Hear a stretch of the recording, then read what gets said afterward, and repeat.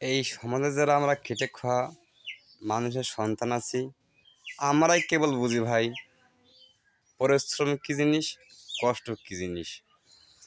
আমি যদি আমার সম্পর্কে আজকে বলি, আমার বাবা ছিল একজন মিশন পার্সন, অর্থাৎ রাজমিস্ত্রি একজন কাজ করতো।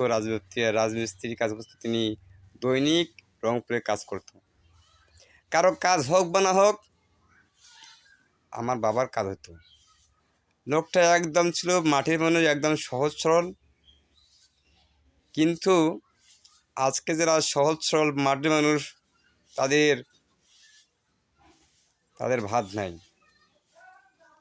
তাদের সম্মান আছে যেন কখন মৃত্যুর পরে সম্মান। আহারে, লোকটা ভালো ছিল, লোকটা এই কাজ করতো, তমুক কাজ করতো। যখন লোকটা বেঁচে ছিল এতটা সুনাম ছিল না।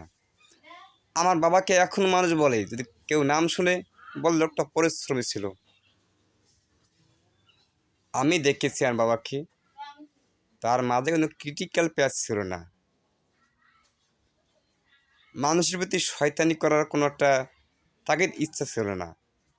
বিকজ আমরা যারা গরিব সমাজের মানুষ, খেটে খাওয়া মানুষের সন্তান, আমরাই বুঝি দুঃখ কী জিনিস।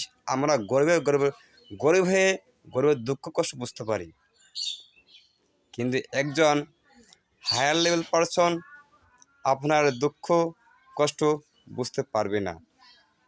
আজকের এই সমাজে আমাদের এই গরিবদেরকে ব্যবহার করে আর উচ্চবিত্তরা বড় বড় কথা বলতেছে। আচ্ছা বলেন তো ভাই, আপনারা বলেন তো, আজকে যদি আমাদের মতো গরিব মানুষ না থাকতো এই বাংলাদেশের প্রেক্ষাপটে মাটিতে, তাহলে কিন্তু যে কোনো কাজ যারা উচ্চবিত্ত আছে ওদের সম্মান রেসপেক্ট থাকতো না। ওদের সম্মান আছে, আমাদের মতো গরিব মানুষ এই বাংলাদেশের মাটিতে আছে বিদায় ওদের রেসপেক্ট সম্মান আছে। প্লিজ গরিবদের সম্মান করা, রেসপেক্ট করা শিখুন। গরিব বলে কাউকে অবহেলা করবেন না।